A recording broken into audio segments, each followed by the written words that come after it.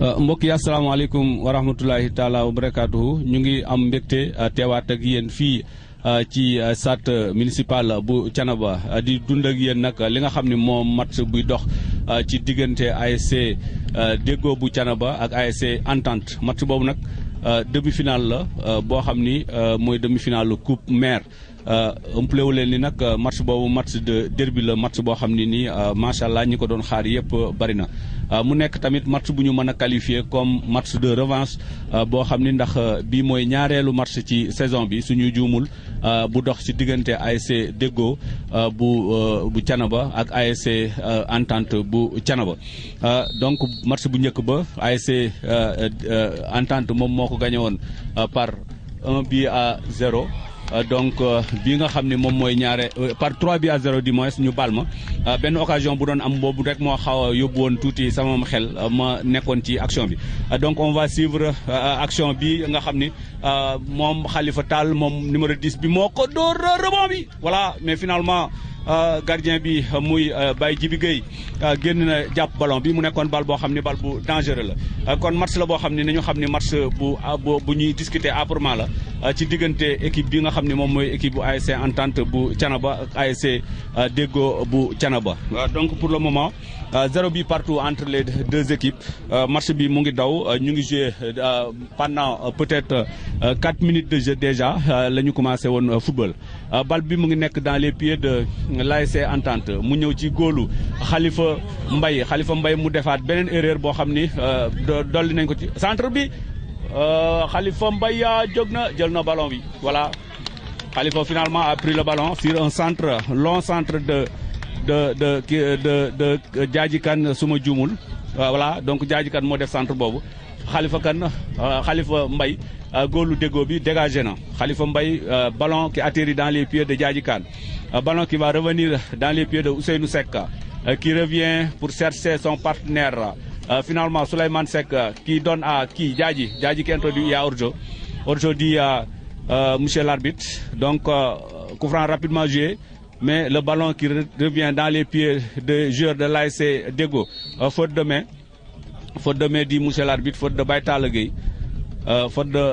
Talla Gueye donc noonu la demeegul pour le moment faute de Baye Talla Gueye donc faute au bénéfice de l'ASC Deggo de Thiénaba que va tirer son numéro 11 qui va s'élancer pour mettre le ballon dans la boîte. Finalement, il met le ballon dans la boîte, mais il y a le gardien Djibi Gueye. Le ballon est trop long pour lui, mais finalement, Khalifa Tall qui a failli vraiment être dangereux devant les buts, mais finalement, le ballon a été repoussé par Babacar Ndiaye, mais rude bataille dans l'autre touche. Le numéro 11 qui se bat. Voilà, donc il y a touche effectuée par Ousseynou Seck.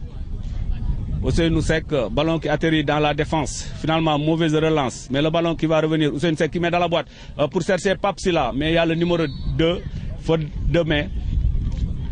Faute de main à l'entrée des 18 mètres. C'était dangereux. 18 mètres. Voilà, donc comme vous le voyez, la sécurité est là. Donc, disposition par rapport à la sécurité ici au terrain municipal de Thiénaba. Et ça fait partie. Donc, le public aussi est venu très nombreux. Il y a Papsila qui s'affaire autour du ballon. Il y a Ibrahim Ndiaye aussi, le capitaine numéro 5. Voilà, donc, qui allait le donner en consigne. Papsila, le ballon dans le mur. Mais finalement, Ibrahim Ndiaye qui revient au-dessus de la barre. Au-dessus de la barre transversale. C'était dangereux le coup franc, mais c'est mal tiré par Pape Morsila. C'était mal tiré par Pape Morsila. Donc 6 mètres que va effectuer le numéro 2. L'axe central de l'ASC Deggo de Thiénaba qui dégage le ballon. Mais ballon qui atterrit dans les pieds de Cheikh Tidiane Gueye. non Ousseynou Seck qui cherche qui Souleymane Seck, mais finalement il y a l'axe central qui est sorti pour faire sortir le ballon. Voilà, donc comme vous le voyez, 0 but partout entre les deux équipes. Il y a notre confrère aussi qui vient d'arriver, Goromboup, qui vient juste d'arriver. Voilà, donc il y a le numéro 2 qui va essayer de dégager le coup franc. Mauvais dégagement, attention, le ballon qui atterrit, Baitala qui cherche Pam Ndiaye, mais finalement il y a la défense qui sort le ballon. Le capitaine Ramos, le capitaine et l'axe central de l'ASC Dego. Ibrahima Diagne qui effectue la touche, qui donne à Pam Ndiaye. Ramos qui sort le ballon. Il y a Khalifa, le numéro 10, qui va essayer de changer le jeu. Mauvaise passe. Le ballon qui atterrit dans les pieds d'Ibrahima Ndiaye, capitaine. Mais il y a Khalifa Tal. Voilà, faute sur Khalifa Tal. Gora, il y a un match qui commencé depuis quelques minutes de jeu déjà, depuis 8 minutes. Non, nous avons sur l'écran aussi. Vous avez vu les Gora Ndiaye, il y a Baydam, il y a aussi Cheikh Tidiane Seck. Ça, c'est le banc technique de l'ASC Entente. Donc, il y a des ligue solo. Donc, Kouframbi, Dorninko, pour chercher Khalifa Tal, mal tiré, mais le ballon qui atterrit dans les pieds de Khalifa Tal. Khalifa Tal qui va essayer de centrer. Qui centre le ballon. Ballon dégagé par Souleymane Seck. Le ballon qui revient dans les pieds, attention. C'est dans. Faute de main de Alpha Diop. Donc, Gora, il y a un match pour le moment. 0 but partout entre ñaari équipe bi nan nga jàngate pour le moment match bi nga xam ni moom moo dox ci diggante Entente ak Déggo. waaw ni ma ko jàngate mooy ñoom ñëpp ñu ngi chercher di wut seen construction di wut fu ñu jaar léeg-léeg Entente jaar ci côté yi waaw attention bonne occasion. Oh là là, gardien baa ngi doon fo ba nar a def fay njàmbe li ma lay wax mi ngi noonu Entente ci fay ci côté yi lay jéem a chercher pour l'instant moom 0 but partout ñi ngi def round d'observation ndax yaakaar naa bi ñu commencé yàgg coup franc au milieu de terrain.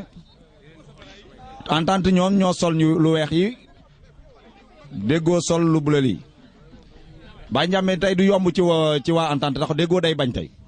waaw match la boo xam ne du yomb ci kenn sax laa mën a wax ndax du tax ma wax ni du yomb ci kenn mooy benn derby la ñaareel bi bii mooy seen deuxième match ci saison bi su ma juumul premier match bi l'ASC Entente moom moo ko gagné woon par 3-0 xañ na yow fi nga waxee ni du yomb mooy comme Entente moo gagné woon Déggo dina ñëw bëgg a fayu peut-être moo tax nga yaakaar ni du yomb moom moo tax nga waxee ni du yomb si ASC Déggo mais man damay wax ni match la boo xam ne du yomb ci benn équipe parce que aussi match bu njëkk ba match championnat la woon waaye bii match coupe la match coupe mooy éliminatoire direct bu ñu la dooree da ngay toog kon contexte yi déjà bokkuñu bien vrai que ce sont les mêmes équipes qui se rencontrent dans le terrain donc Balan Chandel tête de qui Ibrahima Ndiaye capitaine qui amortit dans les pieds de Pape Mamadou Ndiaye y a le latéral gauche qui vient de dégager le ballon, faire sortir le ballon, touche Correa, qui cherche qui Souleymane Seck.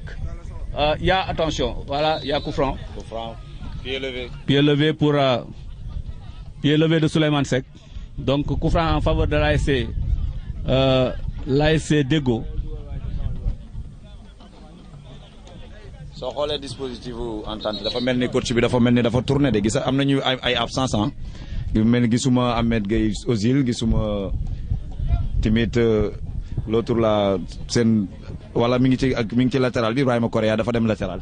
Ibrahima Correa moom moo football comme latéral xam nga keroog Ibrahima Correa bi mu footballee comme axe mooy match bi nga xam ne dañoo génne woon Cheikh Gueye ci la Ibrahima Correa demoon ci axe bi donc Ibrahima Correa polyvalent la ci ni ñu mën a xamee ci wàllu football donc moo taxoon mu attention bonne balle mais y a le gardien qui va sortir.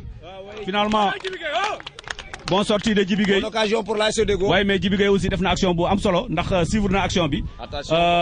Voilà.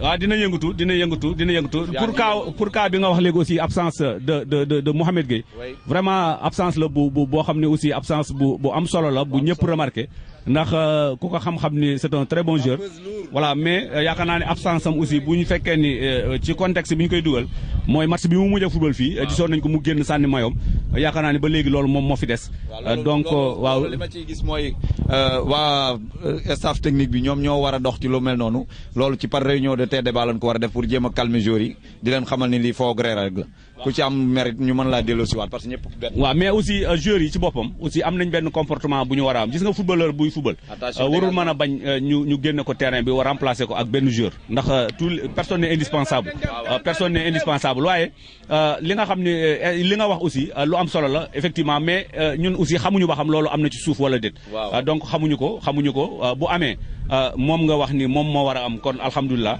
bu amul tamit ñun xamuñu lu tax amul xañ na balaa match bi jeex dinañ ci jéem a approché kenn mu mën cee indi ay réponses mais pour le moment daal 0 but partout entre les deux équipes waaye on note aussi l'absence notoire de Mohamed Gueye l'excentré numéro 11 de l'ASC Entente attention tête de Babacar Ndiaye Babacar qui donne à Ibrahima Ndiaye ballon qui amorti dans les voilà donc qui atterrit dans les pieds de Mam Djembou voilà Mam Djembou Seck Mam Djembou Seck le numéro 17 est milieu de terrain voilà donc Baye Talla Gueye voilà coup franc sur Baye Talla Gueye qui porte le dossard numéro 6 aujourd'hui Baye Talla qui porte le dossard numéro 6 mais coup franc pour Ibrahima Correa qui change de l'autre côté attention tête de latéral droit attention Mam Djembou deux pieds c'est mauvais. Récupération par Cheikh Gueye qui change de l'autre côté. Attention, bonne sortie. Hors-jeu. L'arbitre dit hors-jeu. Hors-jeu. Ba léegi ñi ngi naxante Baye Ndiamé. Ba léegi ñi ngi naxante. Ba léegi ñoom ñëpp ñi ngi ci milieu de terrain bi. Attention, Ramos jël na bal bi. Ramos jël na bal bi. Omar Mbuub mooy dóor bal bi. yeex na soo xoolee entente ba léegi nii ñoom dañuy déglu di xaar déggoo rek mooy dal ci kawam mais ñi ngi déglu mais nañ ci waa déggoo nañ ci méfié wu nag parce que entente mi ngi yor attaque contre attaque yu doy waar. Attention ballon récupéré par dégagement du numéro 5 récupéré par le numéro 11 de l'autre côté attention joli dribble ballon perdu récupéré par Baye Talla deux pieds coup franc. Voilà coup franc en faveur de l'ASC Deggo. Donc coup franc en faveur de l'ASC Deggo yaa nga wax sàng ni entente dafay déglu mais man du ma ko tuddee sax déglu li ma koy tuddee mooy benn équipe bu am expérience la ci yenn match yi ndax vraiment ren rek bu ñu ko dajalee sous forme de derby yi nga xam ne moom la football au niveau de le stade municipal war naa mat 4 derby keroog sax maa ngi wax ci annonce bi naan derby yi doy na ndax vraiment derby moom match bu metti la voilà, ballon centré dans l'axe. Le gardien qui hésite un peu, mais finalement, qui revient dans les camps, récupéré par son numéro 6, qui va essayer de donner à Omar Mboupa, qui est en élastique pour Cheikh Tidiane Gueye. Cheikh Tidiane Gueye, finalement, qui va essayer de relancer le ballon, qui donne à qui? À Djadji Kana, à Ousseynou Seck, Ousseynou pour Ibrahima Ndiaye. Le ballon qui va revenir, mais il y a le gardien Djibi Gueye. Qui récupère le ballon, qui va essayer de relancer. Voilà, qui met dans la boîte, qui cherche Baye. Attention. Ballon perdu. Nom de Dieu. Mais finalement, il y a récupéré par le numéro 6, qui va donner à son 18 latéral gauche. Voilà. Franc pour le numéro 14. Toujours 0 but partout. Ballon pour Omar Mboub. Omar Mboub teg na coup franc bi. Mbaye Ndiamé doon na xeeñ neex tuuti. dañuy naxante ndax dañoo xamante derby depuis 2009 ba léegi ñi ngi am ay derby ci ñoom ñaar. voilà donc yàgg nañoo daje mais nag. Mauvais geste. Pied levé. C'est un geste aussi je ne dis pas anti-sportif mais sportif parce que ça fait partie du jeu c'était pas méchant donc voilà du woon loo xam ni daf ko yéene mais ci biir jeu bi la amee donc faute la bu am ci biir jeu bi. ci loolu nag ngeen gis mu nekk loo xam ne lu am solo la donc pour le moment daal li ñuy wax mooy ñaari équipe yi ñu ngi jàpp ñoom ñëpp di jéem a ku nekk rek di jéem a ut dara ci diggante ñaari équipe yi coup franc la bii nag coup franc bi mu ngi situé dans la surface dans la zone de l'ASC Entente Donc le numéro 6 qui va essayer de... Omar Mboup, mauvais ballon. Mauvais ballon, ballon 6 mètres, récupéré par Djibi Gueye. 6 mètres. 6 mètres. Wadego Nyingi cherche, Ramos il est dans le match, mais il essaie de replacer ses joueurs pour ne pas être surprendre à nouveau, parce qu'à Massalale, ils étaient battus par l'AS Entente par 3-1. Attention, ballon pour Ibrahim Correa. Dégagement du numéro 5, Ibrahim Ndiaye, tête de Mam. Attention, oh, télescopage des deux joueurs. L'arbitre a sifflé, je ne l'ai jamais vu. Non, arbitre li mu sifflé mooy intention bi le sifflé. Mais il y avait pas amul woon joueur entente. Joueur entente bu doon bokk mais dafa yër rocceeku. ñaari joueurs dafa yër rek dellu mais rocceeku ñaari joueurs yi nekk en contact directement. Donc ci intention jeu boobu la doon. arbitre bi zone na Omar Mboup parce que moom moo def coup franc bi en faveur. Omar Mboup waaw moom bu déggoo. bu déggoo moom lañ zone. waaw c'est que li ma ko bi jox ko ASC déggoo ba pare jël joueur ASC déggoo bi jox ko carton jaune. Ah, il a fait ça. Parce que jaune mooy li nga def jaaduwul. waaw def na ko de bu defee li mu jaaduwul kon li jaaduwul ci ay camp la war a ñamal na waaw moo jaaxal moo tax man la lii arbitre bi def moo tax man la lii mu def man musuma koo gis. na coup franc bi wala Omar Mboup moo koy dóor. Voilà donc coup franc bi ñu ngi koy dóor de toute façon arbitre moom mooy c'est le maître du terrain. Donc il a soufflé un. Tête de Ibrahima Ndiaye Correa récupéré par Ousseynou Seck. Ousseynou Seck attention oh là là dégagement de Ramos. Dégagé. Ramos, ballon qui atterrit dans les pieds du numéro 11, qui perd le ballon. Attention, Baye Tala Gueye, qui donne à Ousseynou Seck. Ousseynou, mauvais centre de Ousseynou Seck. Récupéré par le numéro 5 de l'ASC Dego. Ballon qui revient dans les pieds de Cheikh Tidiane Gueye, qui relance le ballon. Mauvais relance, ballon chandelle. Pour, attention. Coup franc. Coup franc donc. ASC Dego essaye de passer dans les côtés.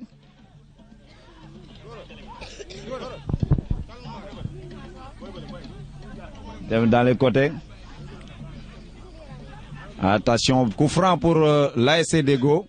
Mata maa ngi lay wax ni entente ay contrôler procédé pour jéem a dem ca baaxul ci waa ASC Dego bu nu nelawee rek. Ballon tiré par Omar Mboup. Omar donc mauvais tir de Omar Mboup. Le ballon dans la poitrine. Attention, qui perd le ballon. Mam Djambou. Voilà donc touche en faveur de l'ASC Entente. Touche effectuée par Ousseynou Seck. Qui cherche qui attention. Mais voilà, le ballon dans les pieds de Mam Djambou toujours. Mam Djambou qui cherche son partenaire. Un pont. Attention, centre tête du numéro 2, Cheikh Tidiane Gueye. Ballon n'est pas. Oh, attention, corner. Cheikh qui sauve le danger. Finalement, l'arbitre de touche nous dit qu'il y a corner. Donc corner en faveur de l'ASC Dego. Corner qui va venir de la droite vers la gauche. Donc pour l'ASC Dego de Thiénaba. 0 but partout entre les deux équipes et 20 minutes de jeu déjà. 0 but partout, toujours 0 but partout. Corner pour l'ASC Dego tiré par. Attention. Coup franc sur le gardien. Coup franc sur le gardien. Le gardien qui est présent. Il a de l'expérience. Ouais, il a de l'expérience aussi. C'est un bon gardien à mon avis. Parce qu'il suit le match, il se concentre. Et puis c'est son ancien club. Voilà, donc finalement c'est son ancien club. Merci Gora. Il joue avec son ancien club. Voilà. Donc il joue avec son ancien club. Je vous signale que Djibi Gueye, il jouait l'année dernière à l'ASC Dego. Donc il joue contre son ancienne équipe. Ramos. Il n'a pas parlé avec le gardien. C'est le gardien qui n'a pas suivi. Oui. C'est le gardien qui n'a pas suivi. Donc il y a un manque de coordination entre les deux. C'est Ramos, il s'est excusé. Voilà, manque de coordination entre Ramos et son gardien Khalifa Mbaye. Voilà, donc attention, le ballon dans les pieds de latéral droit. Baye Talla Gueye qui va essayer de donner mauvais ballon. De Baye Talla Gueye. Baye Talla qui perd pas le ballon. C'est un gosse qui est courageux, qui ne perd pas le ballon. Il y a faute. Faute de main. Il n'y a pas de jeu pour le moment. Gora, match bi man amna njort ni xagna ci balle arrêté lay bloqué pour le moment. Ci balle arrêté. Waaw. Ci lay débloqué pour le moment. Waaw, ci man na génné nak ci côté yu nek. Dina wax aussi ni nañu moytu balle arrêté yi. Nañu moytu balle arrêté yi. Parce que entente dafa fekk ci Dego ci jeu. Côté bi mu nekké ni non match coupe la, coupe la mais man maanaam ce que j'ai constaté mooy entente d'habitude construction yi mu day bëgg yi mu daan def instant bi dafa fekk si Déggo ci footballam parce que Déggo football bi ñu ko xamee mooy rude bataille ballon à la chandelle. chercher wuñu construire dañuy chercher balle arrêtée pour jéem a dugal. voilà su coup franc pour. coup franc bu dangereux la. coup franc dangereux. Cheikh Gueye moom moo koy dóor. Cheikh Gueye moom moo koy dóor. Cheikh Gueye qui tire le coup franc. Qui va essayer de tirer le coup franc. Ballon tiré par Cheikh Gueye. Oh but oh ballon. Oh l'arbitre qui siffle hors-jeu. Oh là là là là c'était bien l'arbitre a sifflé hors-jeu position d'hors-jeu mais mal capté par le gardien Cheikh l'autre là Khalifa Mbaye. Khalifa Mbaye. Tout le monde sait que Khalifa Mbaye c'est un gardien mais qui fait beaucoup d'erreurs. Il fait beaucoup d'erreurs, il a beaucoup de déchets. Malgré son séjour à Dakar dans les centres, il a fait des erreurs ici dans le stade municipal de Thiénaba. En tout cas il commet beaucoup d'erreurs moom Khalifa Mbaye. defaat na beneen erreur waxoon naa ko léegi depuis le début ni def na ñaari erreur. waaw bu ñettee du baax. tête du numéro 13. donc arbitre nee na hors-jeu la. waaw ci biir li nga xam ne moo Cheikh Tidiane ci coup franc bi nga xam ne moom moo amoon léegi. bien tiré. ñu continuer ci match bi pour le moment ballon. qui cherche le numéro 11 de l'ASC Déggo de Xay. Déggo de Thiénaba du moins Déggo de Thiénaba match Xay ba jeex na bu yàgg. voilà def nañ fa waaye man maa ngi nekk. arbitre avantage quand même. voilà donc coup franc la pour le moment. coup franc la waaw li nga waxoon laa ci dellu si rek parce que y a trop de balles arrêtées. y a pas de jeu joué wuñu sànni bal teg dóor sànni bal teg dóor mais dama yaakaar nag bu fay day am ci balle arrêté lay amee ballon coup franc pour Omar Mbuub. Omar Mbuub teg na coup franc bi tiré par Omar Mbuub. Attention tête de Ramos l'arbitre ne dit rien. Oh Khalifa Tall oh mauvais ballon. Attention tous pour le numéro 14. Oh toujours 0 but partout li ma la waxoon rek ñu ngi ci chercher solution yi ballon pour le numéro 14. Oh c'est Baye Serigne le frère de Baye Serigne si la ça me rappelle son frère Baye Serigne ñoo ngi koy fàttali.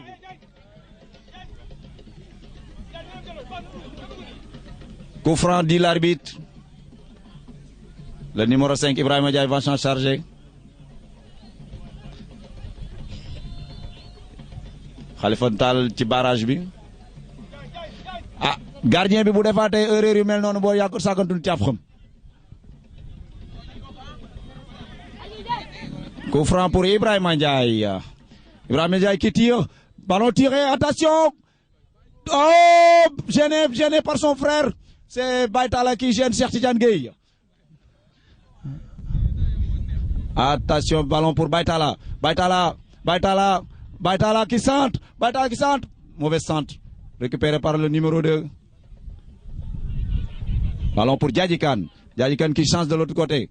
Attention, ballon, l'arbitre ne dit rien. Oh là là! Non, Djambel. Oh là là, bonne occasion pour Baye Serigne Sylla. L'autre là, Pape Mor Sylla.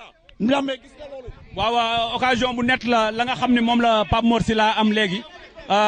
défense su Déggo bi dañoo yaakaaroon ni dafa hors-jeu waaye hors-jeu wul ndax arbitre soufflé wul te hors-jeu amul donc ci loolu la Pape Mor Sylla jàkkaarloo ak camp yi waaye retour défense bi nañ ko remarqué aussi muy latéral gauche bi retour bu am solo moom la def ñëw aussi fexe ba enrayer danger bi waaye fexe aussi ba defaalewul faute ndax am na nu doon demee retour am mënoon naa def sax faute kon loolu tamit ñu saluer vraiment retour défense su latéral gauche su Déggo bi donc on va suivre le corner. Le ballon qui sort, qui passe au-dessus de la barre. Donc 0 but partout. Pour le moment, l'ASC Entente moom moo am ay occasion. benn dugal na sàng mu nekk hors-jeu beneen bi aussi mooy occasion bu net la Pape Mor Sylla amaat waaye retouru latéral gauche bi numéro 18 bi boo ma mënee jox turam le numéro 18 je ne sais pas. Voilà donc mu ngi noonu yaakaar naa ni Sall la Boy Sall voilà donc moom moo ñëw enrayé enrayer vraiment danger bi sans faire de faute. Donc pour le moment 0 but partout, mauvais dégagement en 6 mètres du numéro 2. Mais finalement le ballon est atterri dans les pieds de Ramos. Ramos a dégagé le ballon. 26 minutes de jeu déjà en premier mi-temps entre l'ASC Entente ak l'ASC Deggo de Thiénaba. Match bu xaw a fermé wala tuuti ndax aussi bu ñu fàtte ni c'est un match de coupe qui se joue, c'est la demi-finale du coupe mère de Thiénaba, monsieur Talla Diagne. Donc pour le moment, hier, on a vu l'ASC Diapo de Touba Gueye qui a écrasé Réveil de Diawaré par 5 buts à 1. Donc Diapo déjà s'est qualifié en finale. Diapo est dans les tous et il suit actuellement son prochain adversaire. Donc j'espère que ça va se passer entre l'ASC Deggo et l'ASC Entente de Thiénaba. Donc pour l'autre demi-finale qui se joue actuellement, que vous voyez dans votre petit écran sur thiénabatv.com. Merci à toute l'équipe de thiénabatv.com qui bi ñu dalee suivre nawetaan yi depuis du début à la fin. Ballon qui va être sorti pour Omar Mboup. Attention, ça c'est dangereux. Il faut éviter ces dangers-là. Il faut éviter ces dangers. Voilà, donc Baye Talla Gueye qui va essayer de dribbler. Baye Talla, finalement, il y a la défense qui fait un bon retour pour enrayer le danger. Le ballon ne sort pas. Non, c'est Pape Ndiaye qui va essayer de faire un crochet. Pape Ndiaye qui fait un crochet, mais qui fait un mauvais centre. Pape Ndiaye qui fait un crochet, mais il y a le ballon qui a atterri dans les pieds de Ramos. Ramos qui dégage le ballon, qui enraye complètement le danger. 0 but partout entre les deux équipes. Ici à l'estade municipal de Thiénaba. Touche. Attention, mauvais geste, mais au bon centre. Oh, le ballon qui traverse, mais il y a Djadjikan qui revient en arrière. Le ballon est sorti en touche, sorti de but, dit monsieur l'arbitre de tous. Donc c'était un très bon centre qui est venu de la gauche vers la droite pour l'ASC Entente de Thiénaba. Pour le moment Gora match bi mu ngi dox xaw a balancer tuuti nag xaw a basculer tuuti ci côté l'ASC Entente pour le moment moom moo yoregul jeu bi. moom mooy on construit moom mooy am occasion yi nga xam ne aussi moom moo fi xewagul pour le moment waaye ñu wax rek 0 but partout entre ñaari équipe yi nga xam ni tey la ñuy football demi-finale bi fii ci stade municipal bu Thiénaba. Stade municipal bu Thiénaba nag ren suivre nañ fi nawetaan yu xumb suivre nañ fi nawetaan yu neex waaye di delluwaat di jaajëfal ki nga xam ni moom mooy thiénabatv.com ci collaboration bi mu am ak la zone 10. ci taxawaay bi nga xam ne macha allah taxaw nañ ci waaye ma rappelé leen ni tey notre caméraman en chef muy Talla Sarr moom moo ñëw yore caméra bi donc di remercier aussi ñi nga xam ne ñoom ñoo fi nekkoon démb ak barki démb je veux nommer Khalifa Ndiaye depuis nawetaan yi ba léegi waaye tey Talla Sarr notre caméraman professionnel, notre caméraman chef caméraman qui est là aujourd'hui moom moo yore caméra bi di jël match bi nga xam ne moom mooy dox ci diggante Entente ak Deggo bu Thiénaba. Kon merci à toute l'équipe de thiénabatv.com Gora. 0 but partout entre ñaari équipe yi li xewagul fii. 0 but partout comme je vous l'avais dit toujours 0 but partout 6 mètres pour l'ASC Deggo. Baye Niamé dama la waxoon ni la Entente day déglu na Deggo ñëwul mu dal ci kawam ñaari yoon. Il a fait 2 occasions francs même yoo xam ne waroon na mën a nekk but. Pour l'instant ñoom ñoo téye match bi boo xoolee ci ni nu taxawaay bi rek nga xam ni moitié jouru Deggo yëpp ñu ngi ci seen zone kon dina métti lool ci Deggo mu mën a yéegaat parce que bu ñu xoolee bu ñu demee ba ci tuuti rek effet physique dina mën a feeñ ci ñaari côté yi. Ballon pour Omar Mboup qui s'en charge des balles arrêtées. Omar Mboup qui tire le 6 mètres. Mal tiré, je vous l'avais dit. Nee naa la day am ay signe de fatigue parce que balle arrêtée yëpp moom moo koy tiré. Touche pour l'ASC Entente. waaw mais Gora man constat bi ma def mooy balle arrêtée yi nga xam ne moom la ASC Deggo di am muy coup franc yi wala sax muy 6 mètres yi mënuñu koo dóor sax mu génn seen zone man loolu xaw na ma jaaxal. Voilà loolu moo tax man la équipe instant bii ci nawetaan équipe bu ci entraîné wul lu doy. wóoroo di boo buñ la teniree toral dugaloo rek da ngay am ay signe de fatigue yoo xam ne attention. Ballon pour attention, dégagement à la Sandel. Dans la moitié de la zone de l'ASC Deggo. Ballon pour le numéro 11 qui change de l'autre côté. Attention, Khalifa Tall. Souko Amérique de Koydor. Attention, Khalifa Tall. Khalifa Tall qui tire. Oh, dans les bras de Djibi Gueye. Attention, bon départ. C'était une très bonne action de Khalifa Tall. Bien construit aussi. souvent Khalifa Tall xam nañ ko ci bal yooyu da koy am waaye da koy yàq waaye tey finalement jëm naa téye ballon bi pour chercher le tir. Mais goal bi Djibi Gueye, la prestation de Djibi Gueye, pour le moment, machallah, il fait un grand match pour le moment parce que danger yep mu ngi koy écarté. C'est un rythme de bataille dans le milieu de terrain. Match bu le numéro 6 qui va essayer de Omar Mboup, mais ballon dans les pieds de Cheikh Tidiane Gueye. Cheikh qui essaie de faire monter le ballon, mais il y a faute non arbitre. Il a trop poussé son ballon, attention. Attention, attention au contre à Khalifa Tall qui va essayer de lober, mais finalement, il réussit pas ce qu'il voulait faire. Il y a Djibi Gueye qui donne à Ibrahima Coréen. Ibrahima qui va essayer de chercher son partenaire. Baitala qui amortit. Baitala, le numéro 6, qui va essayer de faire pour Djadji Kane. Oh, Mo! Coup franc. Il y a coup franc. Et je crois qu'il va prendre un avertissement. Coup franc pour le latéral gauche numéro 18. Balbangui Dem, toujours il cherche à cause. Dans nous, on va match bi, sur premier mi-temps, d'un côté dans l'autre. Voilà, mais Gore, vraiment gis naa présence sous latéral gauche bi numéro 18 bi nga xam ne moom mooy nekk ci Déggo. Il fait un bon match. Voilà, il fait un très bon match. Il fait un match très correct. Voilà, il fait un match très correct. Waaw mais waaw sang aussi vraiment il a fait une bonne sortie donc attention mais coup franc bi ñu suivre ko ndax Ibrahima Correa dina teg ballon bi ci point de pénalty. Ibrahima Correa qui tire ce coup franc. Ibrahima Correa, il y a de bons, il l'a fait mais finalement la défense qui écarte le danger, le ballon qui va revenir au-dessus de la barre. Au-dessus de la barre, c'est voilà. Gueye. Voilà, au-dessus de la barre transversale. Dans notre petit écran, il y a les supporters qui sont là, venus nombreux d'un côté à l'autre. Ces supporters que vous voyez en direct, supporters, on les connaît déjà. Voilà. Comme nous l'avons dit, encore. Mais finalement, il met dans le rond central Babacar Ndiaye qui fait une tête. Oh! Voilà, Papsila. C'était bien vu, Papsila. C'était bien vu. C'était bien vu. C'était bien vu. C'est un bon attaquant. C'était bien vu. Voilà, surtout cette année. Cette année, Pape Morsila a fait de bons navetans, machallah. Donc, du coup, nous continuons à lancer. Attention, ballon. Ballon pour le numéro 9. Alpha qui perd le ballon. Le ballon mal donné. Souleymane Seck qui revient pour Baïta Legueye. Ballon pour Pam Ndiaye. Changé de Djadji Kane. Djadji Kane, hors-jeu dit l'arbitre. L'arbitre nous dit que c'est un hors-jeu. C'est un hors-jeu tiré par l'arbitre de touche. Il y a 30, l'ASC Entente et l'ASC Déggo de Thiénaba. Toujours 0 pour la demi-finale, la deuxième demi-finale de la Coupe Mère Talla Diagne, que nous saluons de passage sur tout ce qu'il apporte du côté des Navetans, M. Talla Diagne, le maire de Thiénaba. Nous le saluons et nous saluons aussi toute l'équipe de la municipalité. Comme me dit Gora, Elhadji Talla Diagne. Mais nous saluons également toute l'équipe de la municipalité de Thiénaba. Nous saluons aussi tous les sportifs. Attention, on va suivre l'action. Le gardien, voilà, il sort, il prend le ballon. Khalifa Mbaye.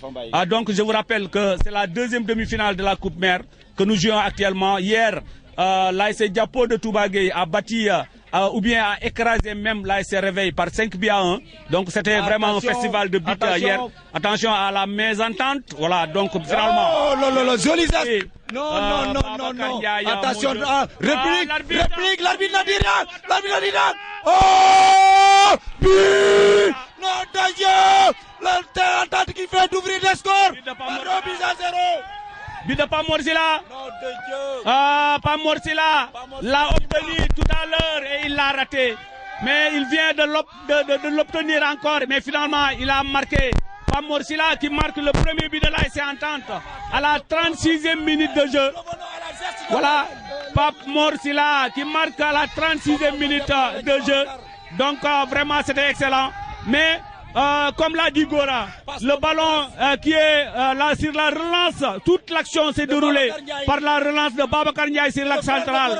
Babacar Ndiaye, un défenseur moderne. Babacar, un défenseur qui fait plaisir à tout le monde, à tous les sportifs. C'est l'assureur, c'est le taulier, comme je l'appelle. Machallah, Babacar a fait un très bon relance, mais finalement le relance a abouti sur une longue passe du milieu de terrain, du côté gauche de l'ASC Déggo, et finalement il y a un contre un de Pape Morsila et il l'a gagné aujourd'hui en face du gardien de but Khalifa Mbaye, comme je le disais tantôt. C'est un gardien de but mais il fait beaucoup d'erreurs, il commet beaucoup d'erreurs mon Khalifa. Donc il a voulu faire une claquette mais finalement il l'a pas obtenu et il a perdu le ballon. Le ballon s'est trouvé dans les filets. 1-0 en faveur de l'ASC Entente à la 36e minute. En faveur de l'ASC Entente. Ballon marqué par Pamorsila. Tous pour attention coup franc pour le numéro 11. Benjamin passe bimo ci Babacar Ndiaye. Attention dégagement du numéro 11. Repris par Babacar qui fait un bon match. Tête de Babacar Ndiaye. Tête de Mam Djambou. Baitala qui sort de l'autre côté. Ah, il n'a pas trouvé Djadjikan. Comme à l'entraînement, il sait que d'habitude Djadjikan est à l'autre côté. Il cherche Djadjikan. Tous de Omar Boub, il est toujours... Oh non, c'est le latéral. Ibrahim Ndiaye. Il essaie de gérer parce qu'on est à l'approche de la fin du premier parti. Là, c'est en train d'essayer de gérer. Attention, ballon pour le numéro 18. Le ballon, on dit que le ballon est pété. Hein. Balbi Bahoul. Le ballon a... Balbi dafa perdre. On demande de l'autre ballon.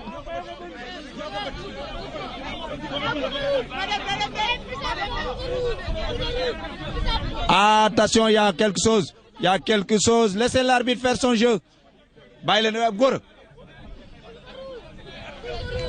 C'est le dirigeant. On dirait que Wadimo bonne balbi la gay wax. Il paraît que Wadimo bonne balbi. L'arbitre bi mingi am lu muy demander ci papier, je ne sais pas qu'est-ce qu'il va faire. Je ne sais pas qu'est-ce qu'il va faire. Pas d'énervement. On voit là le banc de l'ASC Entente qui essaie de protester. On a le ballon est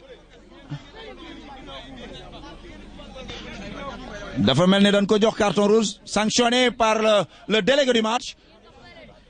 Sanctionné par le délégué du match. On a toujours 1 but à 0 pour l'ASC Entente.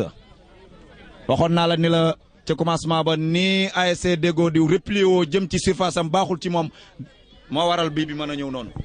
waaw xam nga man damay wax souvent ma ne l'ASC Entente booy football moom dafa am taxawaay yoo war a taxaw. dafa am noo war a defee parce que aussi nit ki kenn du ko bañal méritam muy. c'est une grande équipe.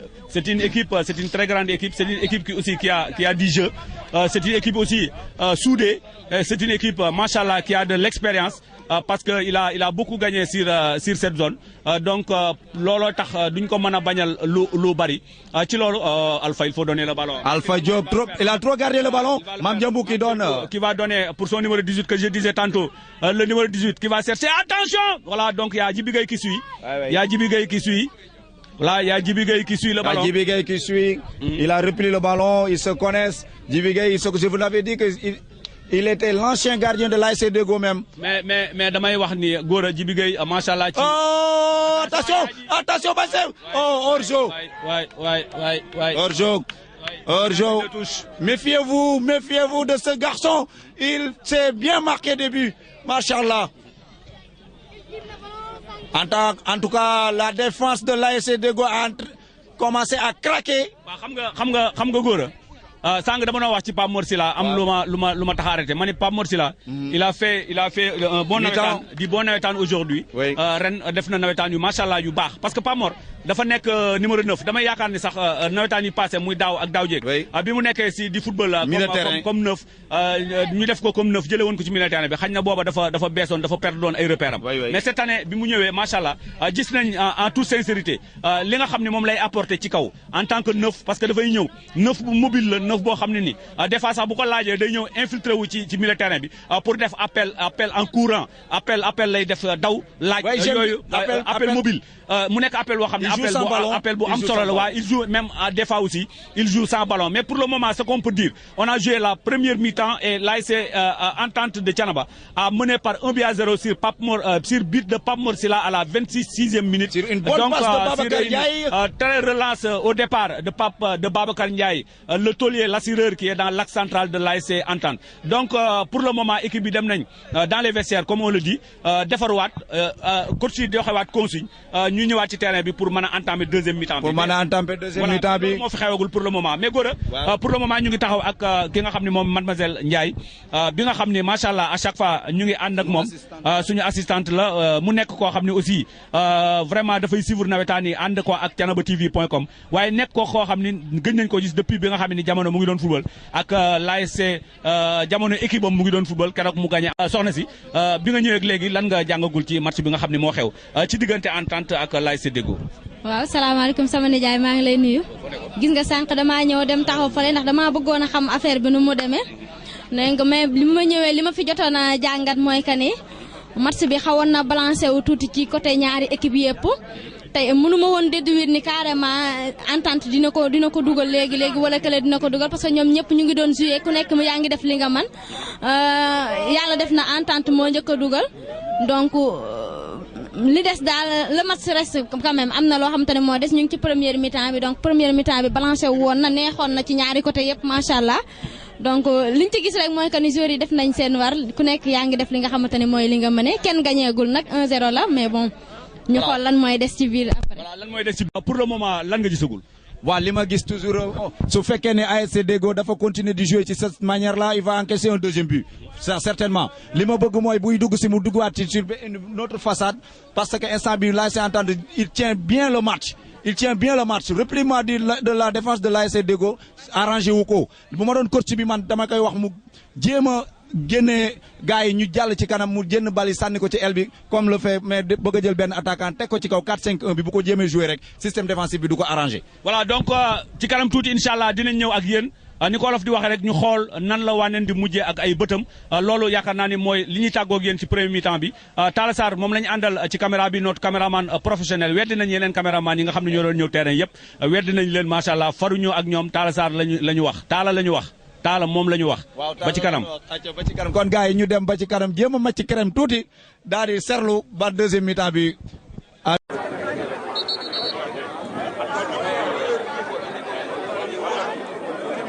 xam naa loolu ci partie mystique la ci partie mystique la gis nañ leen waaye nee na Baye Mor kat yi fii du lamb ja de nee naa Baye Mor fii du lamb ja de Ibou Fall kam laaj la Ibou Fall li ne sa sac Ibou Fall li ne sa Baye ziade wallum teen la lii wallum teen la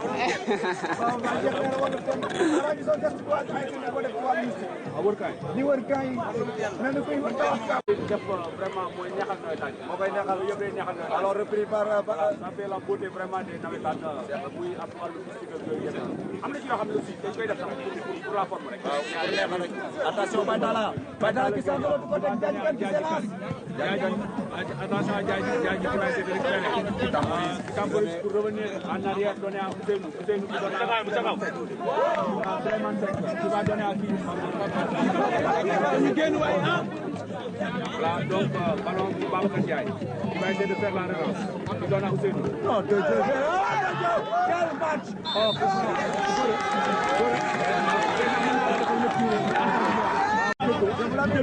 match loolu maa doon naan la équipe bu am expérience nañ koy moytu léegi nag déjà bi mu rayee par un village zéro ba dem match ci série ba ñëw li mu defaat mooy jeu la bëgg a jëli jeu maanaam jeu la bëgg a jëli mooy lu ASC Deggo mais nii mooy gisee ñuy def nii di construire ñi ngi dellu ci seen manine joxal Pathé joxal Demba joxal Pathé attention mauvais geste coup franc pour le numéro 12 coup franc en faveur de l'ASC Deggo coup franc en faveur de l'ASC Deggo. Coup franc tiré par Omar Mboup ñoo ngi ci match bi Entente dañu dugg rek ñu commencé dal ci kaw Deggo noo ko gisee soxna si.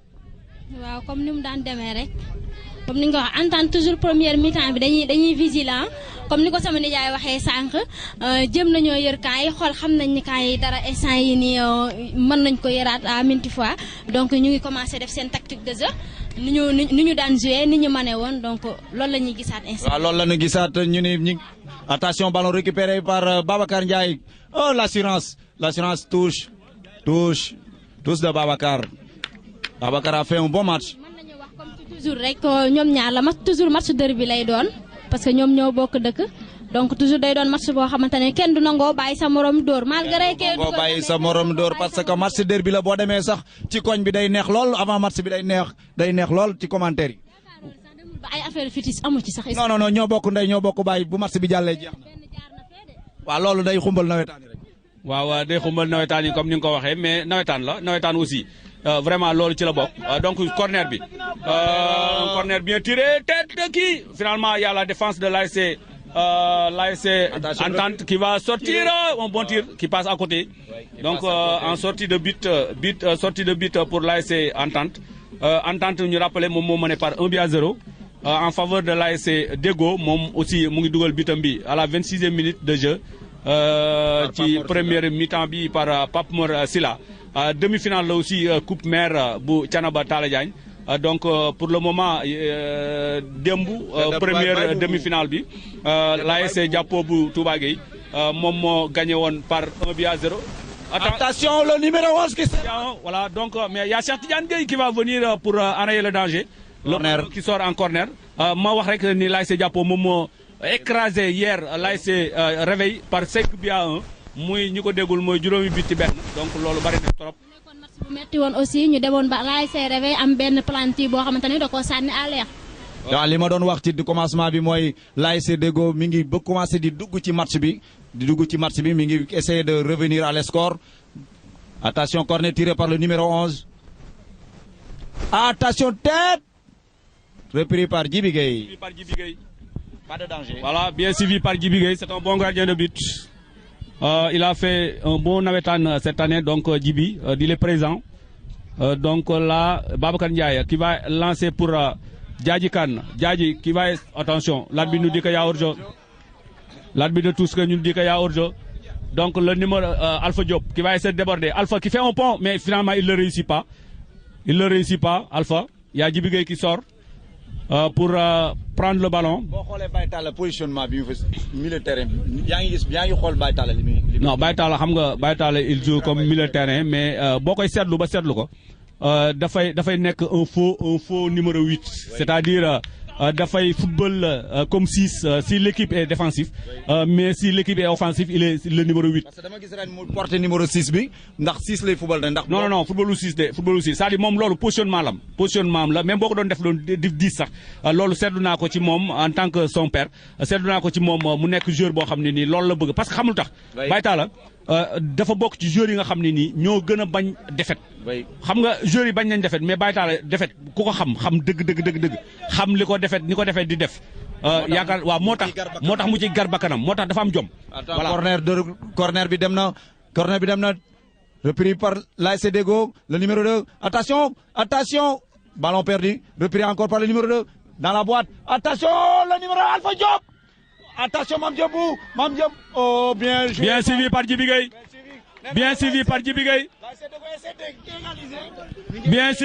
Gueye. Mais il faut se méfier. Finalement, ils ont campé le jeu dans les camps de l'ASC Entente. Donc vraiment, il faut que la défense... Voilà, le numéro 11 qui va faire Djibi Gueye qui sort pour prendre le ballon. Djibi il faut tempérer Djibi, il faut tempérer.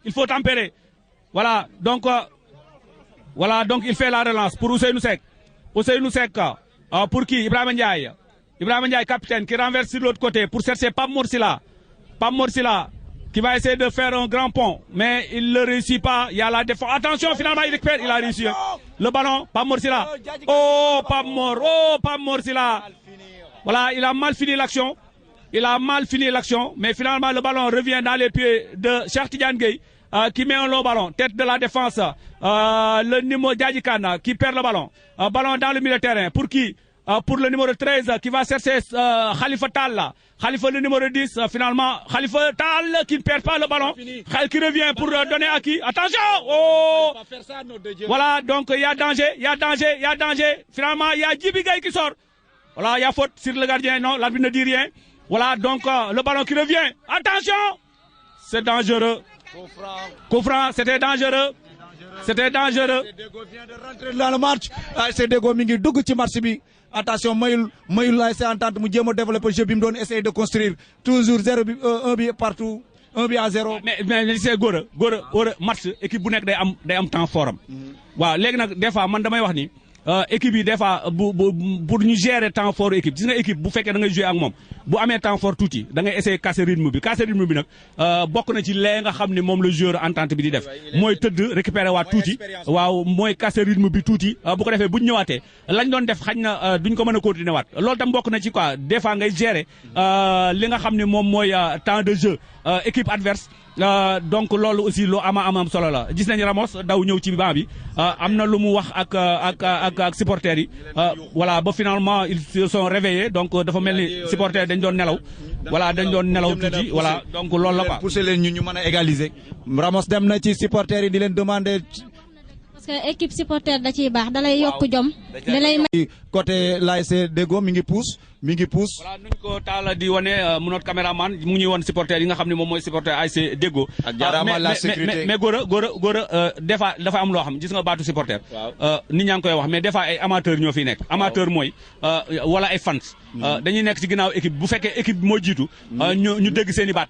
wax nga dëgg loolu jikko sénégalais la jikko sénégalais xamul defet loolu tubaab yi ñoo ko man bu ñu leen dóoree ñu yuuxu bu ñu leen dóoree ñu yuuxu loolu tubaab yi ñoo ko man. fan nga fàtte joolaa yi nag Casamance yi. waaw joolaa yi ñoom. surtout Casa Sport. Casa Sport nga gis vraiment ñu nekk ay attention. on va attention dégagement de Cheikh Tidiane Gueye. Pape Mor Sylla télescopage entre Pape Mor Sylla y a Ramos qui dégage. qui cherche Khalifa Tall ballon va sortir en touche en faveur de l'ASC. L'ASC Entente que va effectuer Ibrahima Ndiaye. Donc il laisse le soin à Ibrahima Coréen de faire la touche. Ibrahima qui cherche qui cherche Pape Mor Sylla non qui cherche je crois c'est voilà Pape Mamadou Ndiaye. Finalement, il y a la touche en faveur de l'ASC qui cherche Khalifa Tall. Khalifa Tall qui va essayer de déborder, qui revient dans son pied droit, qui fait un crochet. Khalifa Tall qui va essayer de centrer. Finalement, il fait ses gestes, il tergiverse, mais il y a rien. L'arbitre ne dit qu'il n'y a rien du tout. Khalifa Tall qui garde le ballon. Oh, l'arbitre, il faut siffler le coup franc. Il faut siffler. Oui. Ouais, il a fait deux tacles successivement, 17 ans. Non, par rapport à son premier geste, il voulait influencer l'arbitre pour qu'il siffle un coup franc. Mais l'arbitre n'est pas tombé dans le piège. Mais sur la deuxième geste, l'arbitre a jugé qu'il y a faute, donc il l'a signalé. Donc faute en faveur de l'ASC Deggo. C'est un coup franc qui se situe juste à côté du point du poteau corner. De la gauche vers la droite. Donc je ne sais pas, c'est un coup franc. Attention, tiré par Omar Boub qui tire le coup franc. La tête. Oh! Attention, égalisation de l'ASC Deggo. Attention, l'égalisation de l'ASC Deggo par le Alpha Diop. Alpha Diop qui égalise, vous l'avez dit. Deggo monté woon marché bi égalisé na ñeena fii ñoo ko moom dina xam ba xam yéen a ko moom wala déet ci kanam Deggo égalisé na dinañ xool ci kanam attention le numéro 11 nee na dañoo liggéey ne woon naa la ñàmbe marché bi du yomb. Voilà du yomb parce que c'est un derby mais li ma doon wax sàng rek tu sais en matière de foot il faut savoir gérer les points forts et les points faibles. Finalement l'ASC Deggo de Thiénaba a obtenu son temps de jeu et il l'a exploité. Finalement il a égalisé sur un coup franc qui est venu de la gauche vers la droite et on a vu la tête de Alpha Diop qui a mis le ballon au fond des filets. Mais je le disais tantôt, si toutefois que l'équipe obtient son temps de jeu, il faut que l'équipe adverse essaie de casser le rythme pour se retrouver pour le faire perdre. Je l'ai dit tantôt, je l'ai dit tout à l'heure dans 5 minutes, je l'ai dit, mais finalement donc il y a égalisation de l'ASC Deggo qui vient d'égaliser sur balle arrêtée. J'avais dit qu'il faut se méfier sur les balles arrêtées. Donc l'ASC Deggo. Ballon perdu par la défense de l'ASC Entente. L'ASC Deggo mi ngi continuer di pousse Ibrahima Ndiaye. Attention Ibrahima Ndiaye, mauvais dégagement. L'ASC Deggo taxawaay bi baax na Ndiamé. Taxawaay bi baax na. Oh, mauvais tacle. Attention, mauvais tacle way coup franc sur Cheikh Tidiane Gueye. l'ASC Deggo taxawaay bi baax na fi mu toll nii dama yaakaar ni seen coach yi dañ leen a wax li ma doon wax naan bu nu duggaatee nan defarwaat nan ba égaliser. Attention dégagement, attention Diadji Kane ki oh déviation de Diadji Kane loupé na ko lajji loolu may lajji. Attention le numéro 11 l'ASC Deggo ñu ngi ci match bi. Oh Alpha Diop hors-jeu de Alpha Diop, hors-jeu, il essaye de se relancer même. L'ASC Deggo a égalisé sur un joli coup franc de Omar Mboup. Attention Ramos, sortie du gardien. sortie du gardien. Oh, coup franc de Pamor Silla. Non, man Gora, li sama problème mooy Khalifa Mbaye. Oui.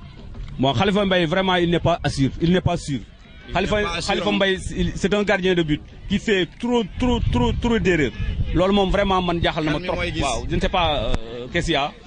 Je pense que le public il manque de compétition ci la bokk parce que joueur boo ko mayul confiance bu dikkee day lox parce que lu mu ndaw da nga koy jox confiance mais il paraît que c'est la deuxième fois mu nekk ci camp yi moo tax muy def yu mel noonu. Écoute, gardien de but wala joueur suñ la defee ci camp yi tamit li nga war a def mooy wane ni man camp yi man maa ko moom n'est-ce pas mais waroo wane luñ la ci génnewaatee.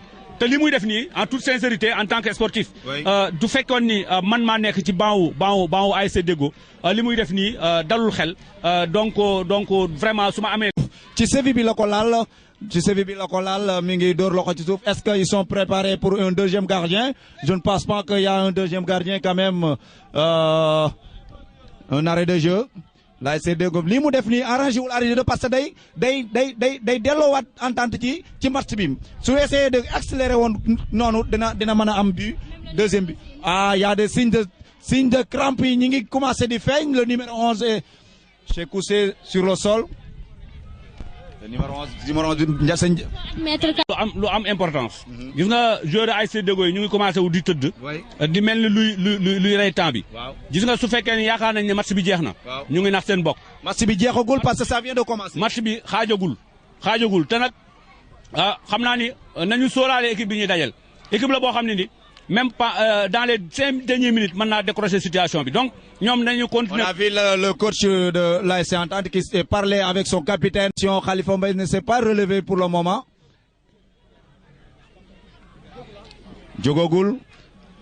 Jogogul gis nañ le banc xam mooy que ne entente pour nga jouer ak moom il faut nga am condition plein boo xamante ne di nga mën a tenir deuxième mi-temps problème mi première mi-temps c'est pas un problème mais le deuxième mi-temps là.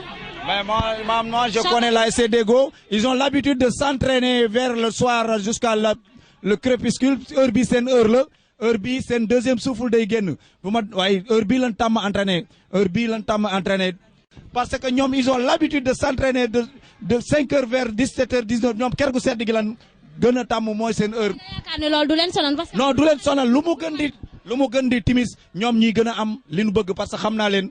entraînement de 4 heures da cee. benn question. waaw ban différence. waaw moo am entre match entente bu njëkk ba ak match tey bi.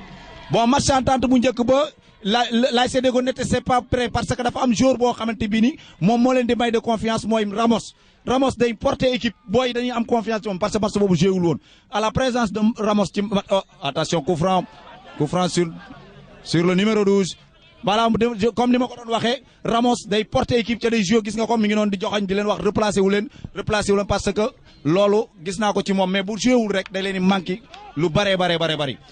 Entrée ballon pour Babacar Ndiaye attention. mais Gora bien vrai réponse bi nga joxe baax na mais li ma ciy dolliwaat aussi mooy vraiment l'ASC. attention repris par attention. oh là là hors-jeu. hors-jeu finalement tu sais hors-jeu am na parce que xam nga lu tax moo am. parce que Alpha Diop bal bi moo yàgg ci tànkam. voilà moo yàgg ci tànkam ba booy bi defaat vraiment 2 pas. mais retour bi muy def Khalifa tu as vu Khalifa Tall. il a fait un très bon retour. loolu baax na trop parce que vraiment gis nañ ni mooy li ma doon wax sàng rek. gis nga match entente bi ak Deggo ak match entente ak Deggo. bu njëkk attention ballon perdu au milieu. xam nga ban différence la am.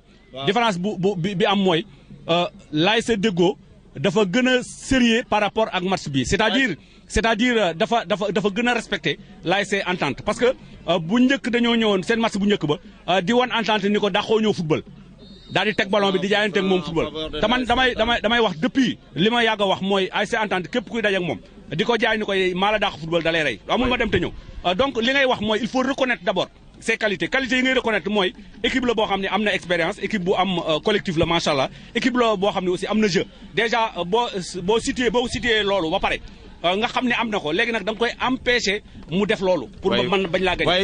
léegi loolu moo manqué woon. tey noonu la ñëwee moo tax match bi xaw a serré tout. waay tey ils sont bien préparés pour essayer de contrer l'ASC Entente parce que ni ma gisee nii ñu taxawee li ASC Entente defoon danoo déglu woon mais ñoom danoo ñëw taxaw tànc ci leen ci milieu terrain fekk si leen parce que du ñu fàttali ko ci tournoi bi c'est les mêmes joueurs qui jouaient ci tournoi Ibou Diop bi kon ils se connaissent très bien parce que Ramos moom li ma lay wax rek mooy day yanu équipe bi di leen may confiance c'est un joueur de caractère mais positionnement Alpha Diop laa la wax Mbaye Ndiamé nan nga ko jàngate ci déviation ballon yi muy def il fait un bon match Alpha Diop.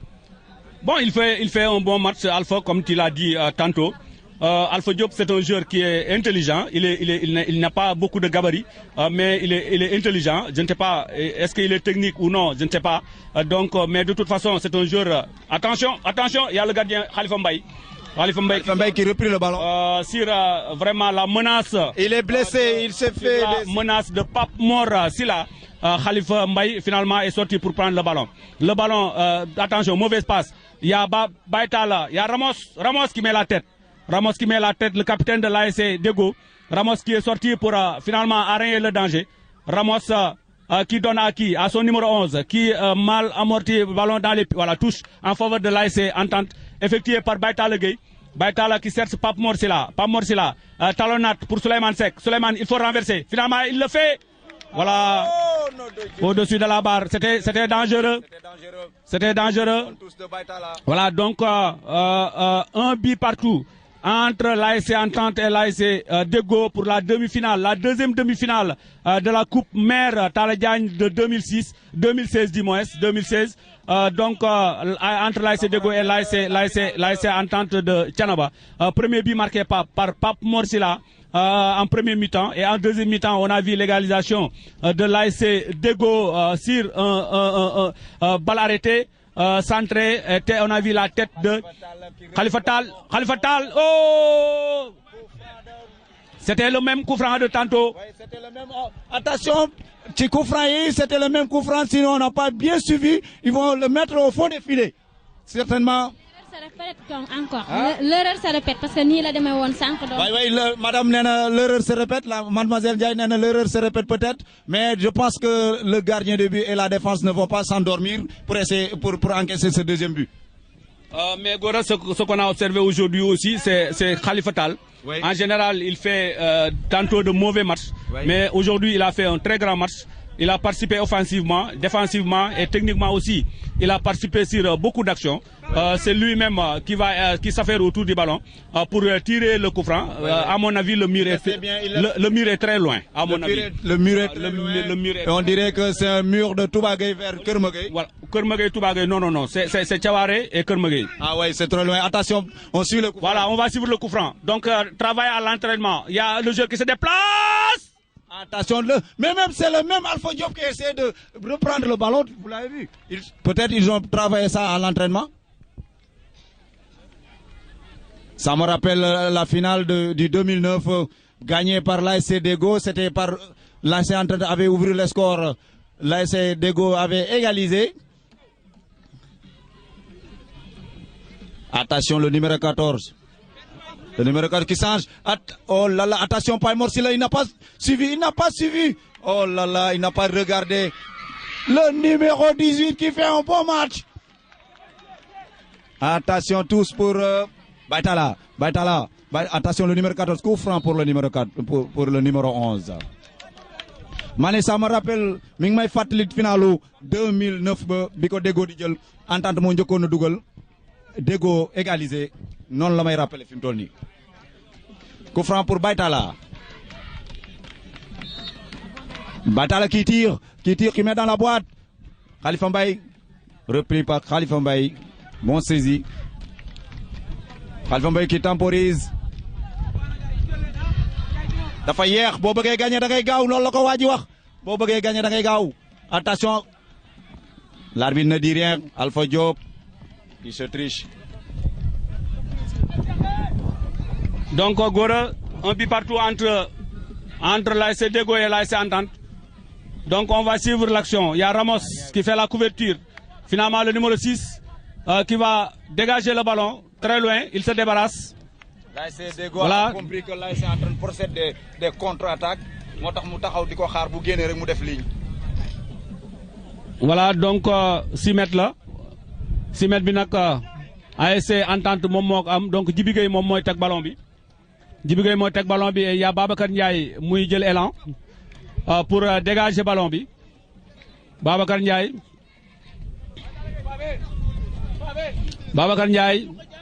mooy dégager il met dans la boîte Cherski son partenaire finalement il y a la tête faute way faute sur Diadji Kane le numéro 18 latéral gauche de l'ASC Deggo.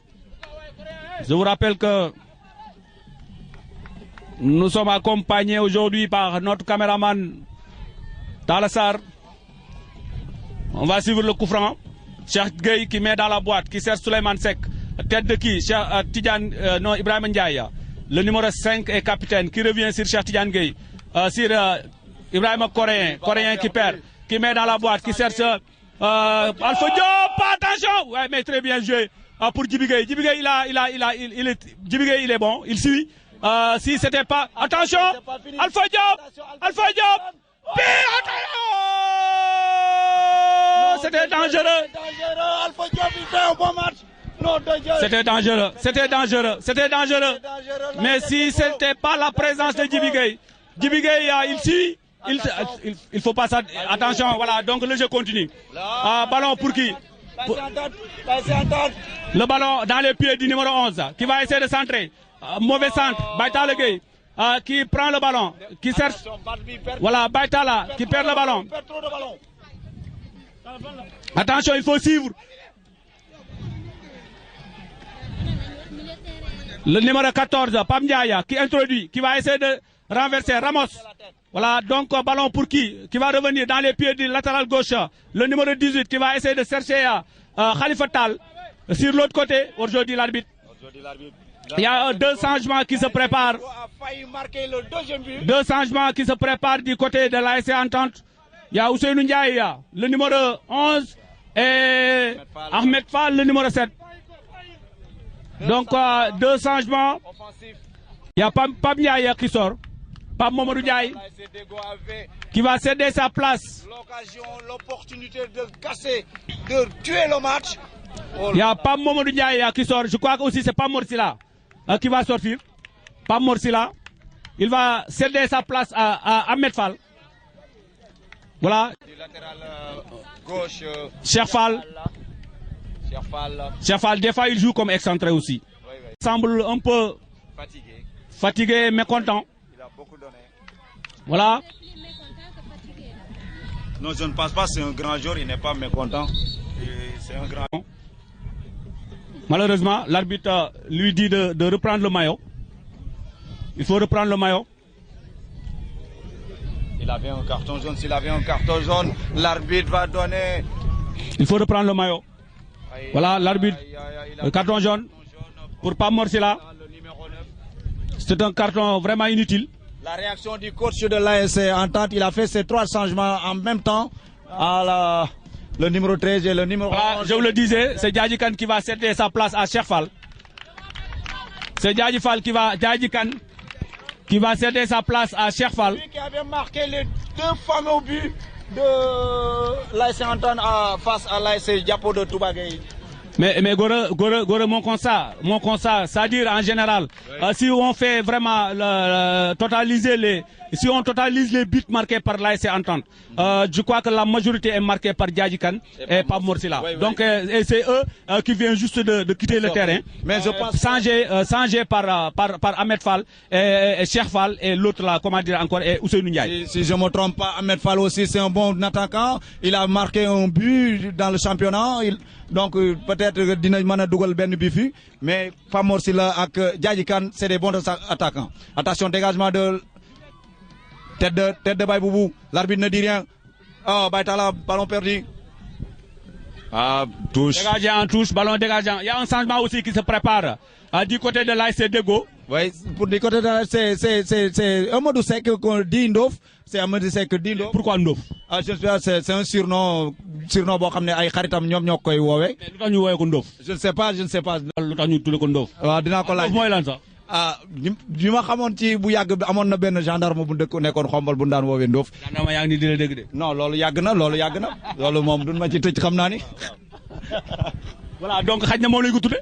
gendarme boobu parce que man dans les années 80 jëm kaw benn gendarme bu ne woon fële. numéro 11 bi numéro 13 bi moo génn jox place am Ndof voilà 8 le numéro 8 Ndof moo dugg noonu donc il y a un corner donc corner pour l'ASC Entente que va tirer Souleymane Seck le numéro 10 de l'ASC Entente. Si je parle de numéro 10, je parle de sa position. Voilà, corner très dangereux. Attention, il faut se méfier. Tête de Ramos. Ramos qui sort pour prendre le ballon en tête. Il y a... attention, il faut jouer le jeu. Il faut jouer le jeu. Il faut se méfier des contres. Voilà, finalement, il y a le ballon qui revient dans les pieds d'Ibrahim Ndiaye. Ibrahim qui donne à Cheikh Tidiane Gueye. Cheikh qui introduit pour Baïtala son frère. Cheikh qui introduit pour Baïtala son frère. Mais il y a le numéro 5, latéral droit. Qui surgit pour enrayer le danger et dégager le ballon en touche. Un but partout. Un but partout. Ouais. Voilà, donc touche effectuée par qui par Ousseynou à corner. Corner intelligent pour Baïtala Gueye.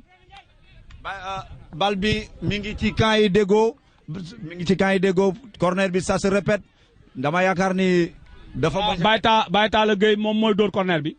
Voilà, Baïtala jël na élan, door na ballon bi. Attention, tête de qui? Tête manquée de Souleymane. Il y a Khalifa Tal qui dégage. Khalifa Tal qui cafouille.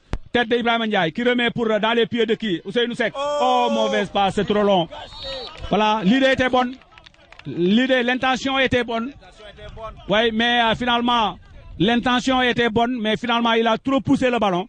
Et le ballon est sorti, mais l'arbitre nous dit qu'il y a hors-jeu. Il y avait hors-jeu, donc hors-jeu.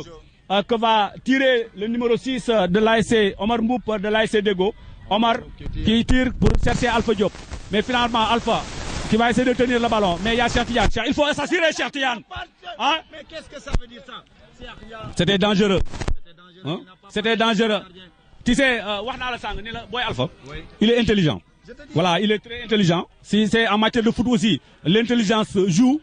Donc, nous méfier tout qui est intelligence. Bien joué pour le latéral qui s'est Khalifa Tal. Mais il y a Ousseynou Ndiaye.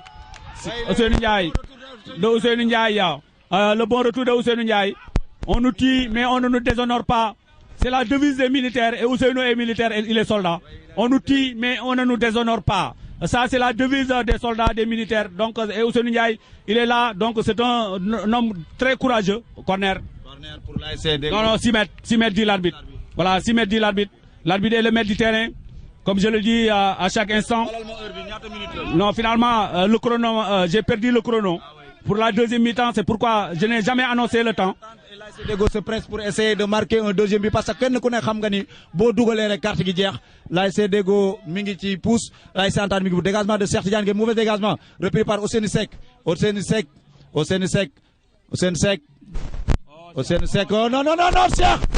Cheikh yaa ko tëj. Baïtala, Ahmed Fall, son premier ballon. Ahmed Fall, oh, ballon perdu. Dégagement de... Attention, le numéro Alpha Diop. Oh, bien sorti du gardien de but de l'ASC Déggo. Tu sais pourquoi le gardien Djibi Gueye a sorti le ballon en tout? C'est parce que... Il y a des signes de fatigue. C'est parce que Alpha Diop a suivi l'action. Oui, Alpha Diop, c'est un bon attaquant. Il ne lâche rien. Alpha Diop, il ne lâche rien. Il suit bien. Dubaï Dara. C'est un bon attaquant. Voilà, il y a un joueur blessé, je crois que c'est Khalifa Tal. Khalifa Tal aussi qui est couché. Donc, je crois que vous faites que dañuy wax olof dañ na match bi màgget na. Voilà, un but partout nak entre ñaari équipe yi. ASC Déggo temps bi. Comme on est à la 32e minute. ASC Déggo ñi ngi am ay signe de fatigue. Alpha Diop mi doon wax, il a beaucoup donné. Il a fait un bon match. Il se relève, plus de peur que de mal. Mingi génn, l'arbitre nee na ko génnal ñu faj la. Tous en faveur de l'ASC Déggo. L'ASC Déggo, l'ASC Déggo, tous. Ballon. Oh, l'arbitre devait tirer le coup franc. 6 mètres, attention. Djibi Gueye moo yor bal bi. Teg na ko 6 mètres. Cheikh Tidiane Gueye mi ngi bëgg a door 6 mètres bi. On est à la... xam nga góor reportage boo reporté. waaw en général fa nga féete moom day feeñ maanaam féete. waaw xol la xol parce que saa ngi dégg naa arbitre dafa war a tiré yow arbitre boo retiré lu sayoon góor a. non dama gis effectivement laa ko kii parce que je suis un reporter dama gis rek xam ni oh attention Babacar Ndiaye attention oh là là oh l'arbitre dit coup franc Babacar Ndiaye avait l'opportunité de tuer le match mais l'arbitre dit coup franc non Baye Ndiame bu may far duma ko feeñal sax. mais dama gis ni. non waxuma la na ko feeñaloo ko c'est-à-dire même man mi sax xam naa ne ñiy déglu ñu ngi naan ma nangam ak nangam loolu mënut a ñàkk. xam nga daaw dama ko daan wax des fois bu may def reportage yu match entente ñu bëri di wax ni damay far man leen nag boo romboon ñaari ginaar yu xeex. ñaari ginaar yu xeex sax dina am koo ci faral donte yaa ngi taxaw di leen seetaan. ndax Mademoiselle Ndiaye muy nii toog sama jarbaat barki démb fii dégg nga yuuxoom yi mu yuuxu fii bi jamono di football te moom en tant que reporter vraiment loolu kon Mademoiselle Ndiaye yow loolu loo ci xam yow. waaw sama nijaay xam nga keroog moo tax dama ni la bi ma ñëwee damaa bëggoon isolé wu. parce que bëgguma woon wone fi ma far carrément mais nag far moo mitti comme ni nga ko waxee sànq far ci xol la da ngay taxaw sax commencé di la. mauvais tacle. xam nga fii ñu taxaw nii am na ñoo xamante ne bu fi Siré Dia taxawoon instant yi nii li ma defoon keroog noonu lay def loolu mooy indi problème. ana Siré Dia. ma nga ne la toog kenn gisu ko tey li la daloon kon moo dal Siré tey. moo tax dafa isolé. ana ndaw équipe bi. mes la def fële nga koy séen. attention mooy li ma waxoon keroog mais c'est un coup franc très dangereux. voilà mais c'est un coup franc il va attention Khalifa.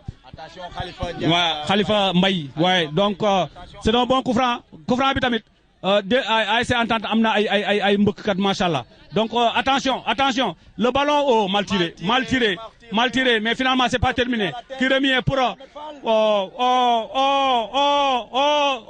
repousser attention ballon touche. Attention, ballon. Le coup franc est mal effectué par l'ASC Entente, mais repris à la tête par le numéro 8. Attention, Baitala. Corner. Voilà. Il faut se méfier des balles arrêtées. Baitala. Fin. ñu ngi ci bëgg a màggetal match bi màgget na comme le dit sama grand frère Ndiame match bi dafa màgget donc ci dernière minute yi. Corner pour Baitala Gueye qui prend le corner. Bien tiré.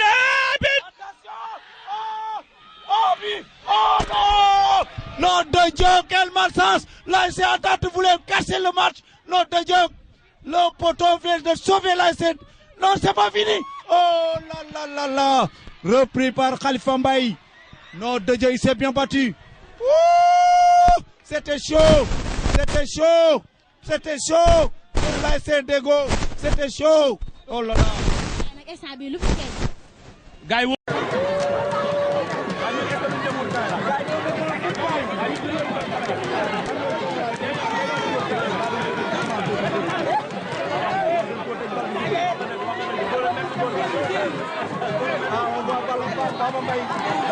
Parce que ce match-là, c'est un match mystique.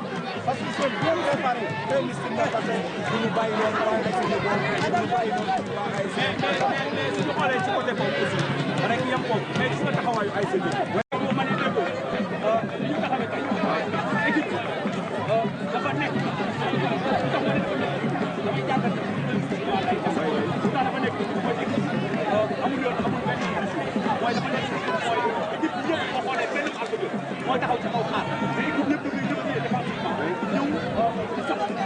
bu fekkee aussi dañuy am apport offensif équipe bi day avancer waat sot donc loolu vraiment consigne la aussi expérience boo xam dañ ko récupérer dañ koo jël ci seen match bële passé contre Entente jàngat match bee passé dañ cee jàngat lu bari parce que mooy li ma la waxoon contre Entente bu njëkk ba dañoo ñëw lu xew. waa léegi ñoom est-ce que mënuñoo ñoom. Babacar Ndiaye va prendre le carton jaune. waa dama ne ñoom. Voilà, c'est un carton qu'il pouvait éviter, c'est un carton qu'il pouvait vraiment éviter. Mais dama lay wax benn affaire.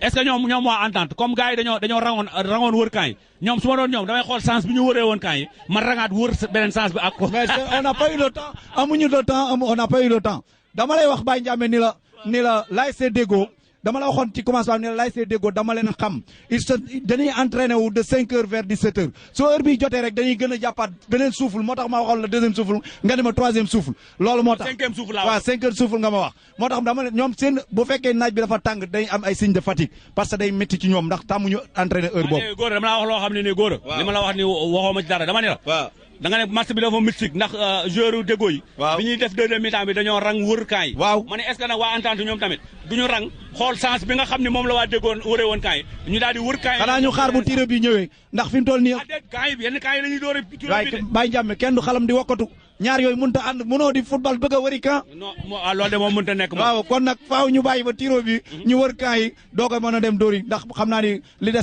xam naa ni liñ bëgg mooy dem tiro bi waaye ASC Deggo léegi nag man jot naa ni match bi vraiment su fekkee ni bal bi demande na ci jeu bi bu ñu ko déroulé tuuti rek arbitre dina fas fin à match bi déjà war nañoo dem tiro bi te mu ngi guddi te bëgguñu rejouer waat le match c'était l'ultime occasion boo xamante bii ni loolu aussi vraiment am na ci donc loolu am na ci.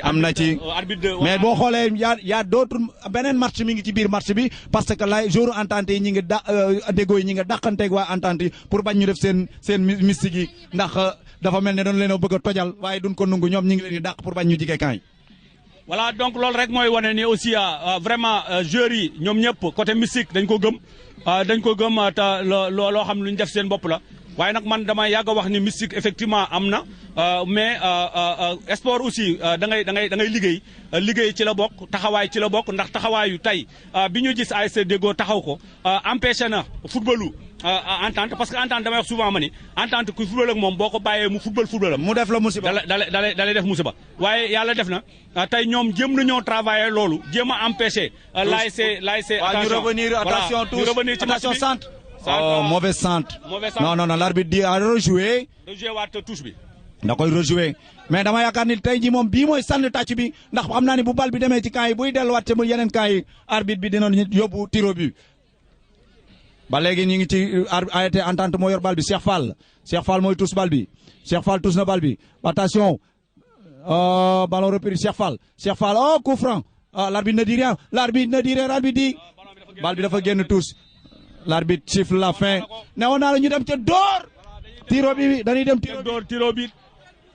tiro bi kenn du dugg góor waaw rappelé wu leen ni depuis bi ñu commencé nawetaan yi ak léegi waaw ASC Entente mu ngi bi mooy ñaareelu 1-1 waaw amul benn équipe bu ko contenir woon waaw def ak yow 1-1 étoile moom moo ko fi defoon waaw moom série tiro bi waaw Entente gagné ko waaw tey bii mooy ñaareelu yoon boo xam ne l'ASC Entente mu ngi am l'ASC Entente mu ngi am 1-1 def ko ak ASC Deggo war a dem tiro bit kon nag léegi li ci des mooy la ma waxoon rek mooy tiro bit bi la ñuy xool jàngat la ca des fan la wànneen di mujjee ak bëtam bu ko defee ñu xam demi-finale bi nan lay mujjee mais pour rappeler tuuti rek ni depuis le début des navétanes jusqu'à maintenant l'ASC Entente a toujours gagné sur le terrain à part le match qu'il a joué contre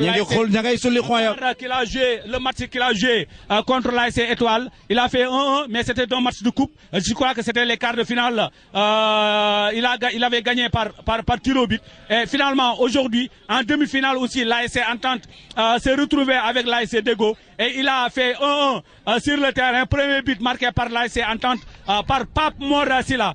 Deuxième but marqué par Alpha Diop en deuxième période pour l'ASC Deggo. Donc Deggo et Entente ont fait un but partout sur le temps réglementaire. Et ils vont faire les tirs au but, c'est-à-dire les fameuses séries de pénalty, comme on le dit, tech d'or. Ils vont le faire pour se départager pour la demi-finale de la Coupe Mère, Mouché Talla Diagne, Elhadji Mouché le maire Talla Diagne, comme Gora l'a dit tantôt. Donc pour le moment, loolu moo xewagul fii ci stade municipal bu Thiénaba ci diggante ñaari équipe yi nga xam ni traîné nañ public bu am solo li ñu constaté aussi ci nawetaan yi ren mooy public bi ñëw na très nombreux. Je ne vais pas dire assez nombreux, mais très nombreux pour regarder les matchs. On a vu aussi la sécurité, la gendarmerie nationale qui est là à chaque fois pour assurer la sécurité. Mais on a vu aussi les supporters d'un côté à l'autre autres qui viennent pour supporter leurs équipes, qui viennent pour chanter, qui viennent pour pousser leurs équipes à la victoire. Donc, Gora, pour le moment, on va suivre le tir au but. Le premier tireur, je crois que c'est Dego de Tianaba. Oui, Ramos va tirer le premier but. Je l'ai dit, le premier tir par l'ASC Dego, le capitaine de l'ASC Dego, Moïtek Balbinonou. Wara dem diko dóor jour yëpp nag ñi ngi toog ci suuf parce que je vous l'avais dit jour bu war a dóor waaw neneen ma ñëwal toog nii waaw kaa ñu noos tuuti dama naan jour bu war a dóor penalty Mbaye Ndiame dama la ko waxoon ba passé waroo toog parce que ils ont trop dépensé seen ñi ngi bal bi mi ngi ci loxo Ramos moo yor bal bi. mais Gora foo toog nii.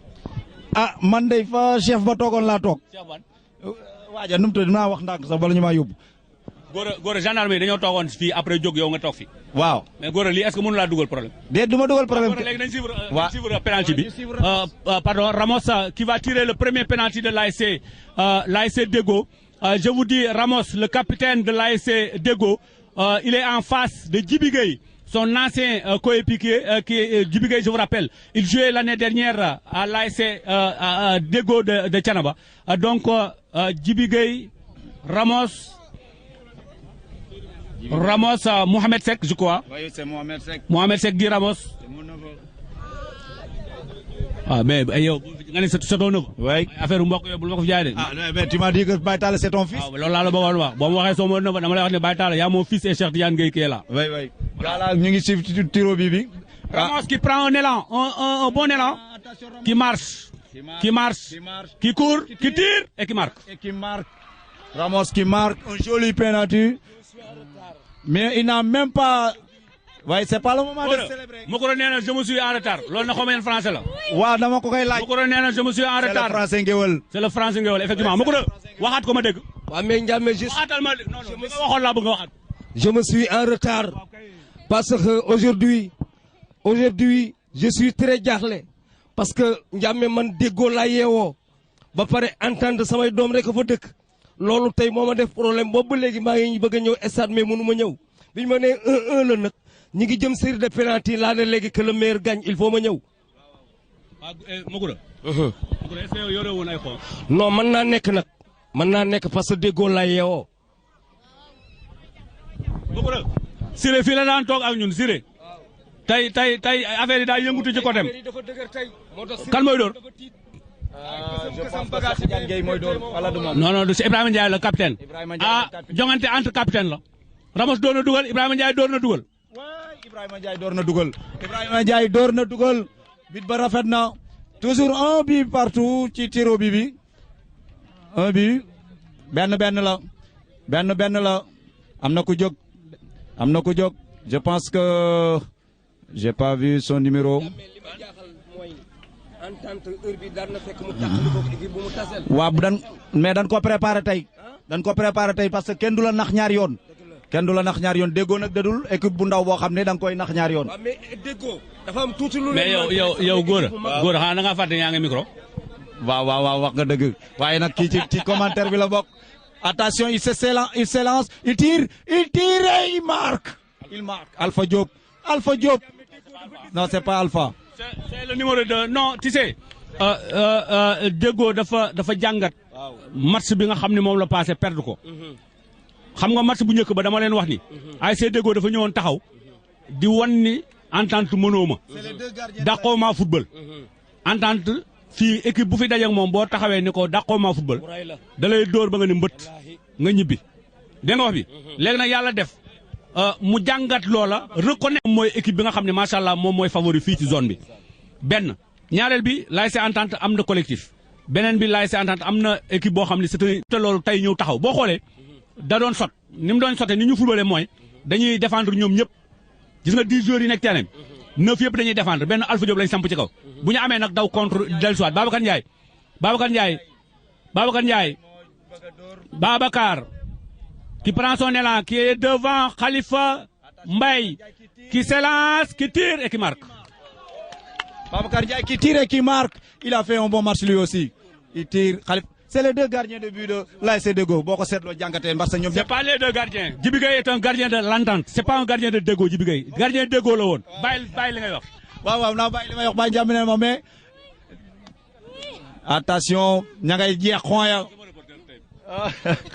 tey sama nijaay xaw ma lan ko daan wax waaye ñi ngi mel ni ñaari match ñu am ci reporter bi. waaw ñaari match dafa am match bu am ci reportage bi ndax léegi des fois moom xam nga mbuubeen dafa xaw a jege tuuti déggoo des fois xol bi day dem foofu.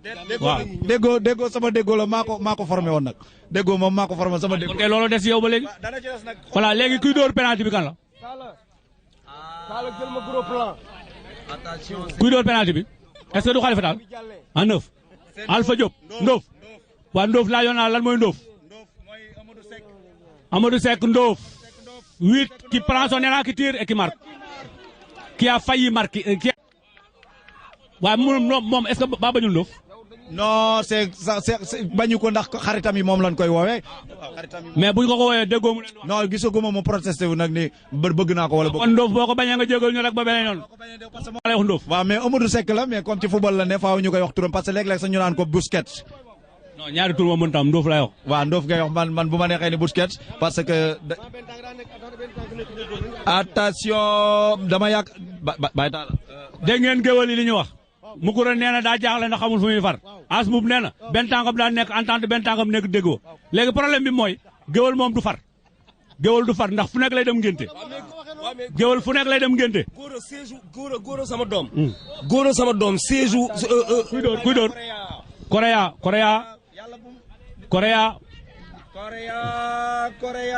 coréen qui tire et qui marque qui rate Khalifa Mbaye a fait un joli geste. Belle parade de Khalifa Mbaye.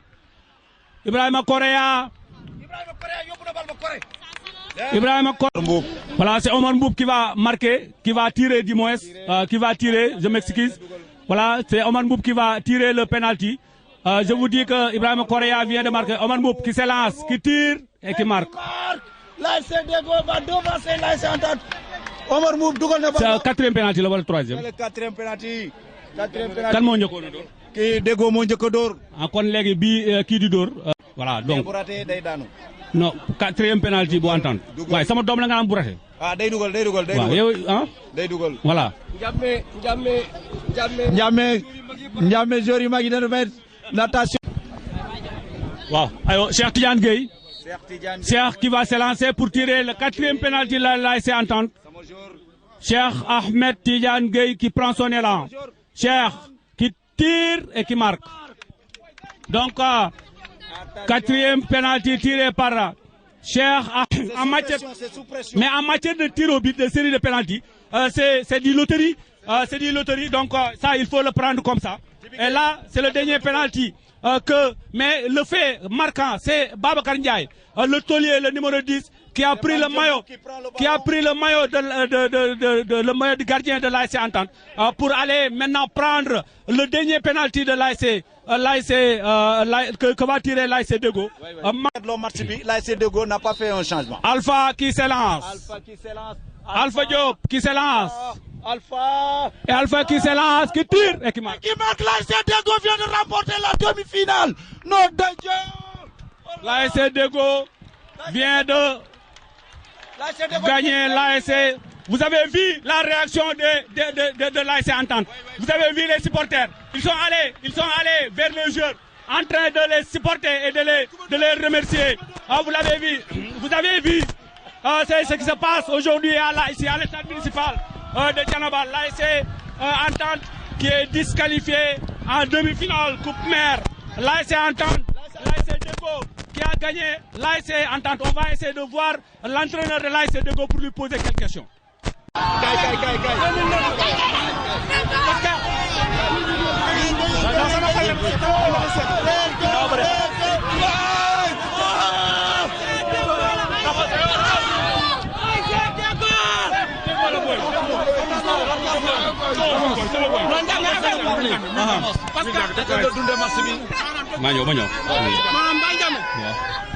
Deggo ak Sirat 2009 la 2009 dañoo bokk poule mu dóor ma ñu tase final ma dóor ko moom moo dellusiwaat tey ci 2016 bii booba ak léegi ñaata at la 2009 ak léegi.